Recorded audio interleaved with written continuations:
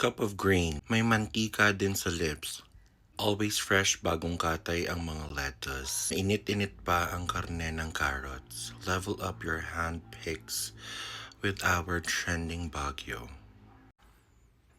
Anong drugs gamit mo?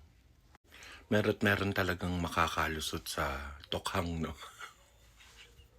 Itigil mo na yan. Nakakasira ng buhay yan.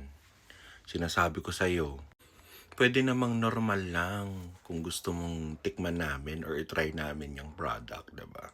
Eme lang. Pero yung comment ha, medyo witty siya pero parang mahina yung utak nung sumulat nito. Cheres, hindi. Kasi hindi ko naman naintindihan, ate. Gusto mo bang itry namin yung products? Sige, go. Punta tayo. Pero mag-comment ka ng maayos.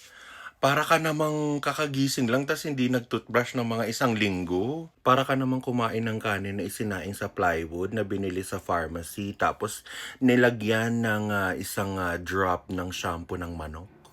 O 'di ba? Ang hirap intindihin. Okay, bye.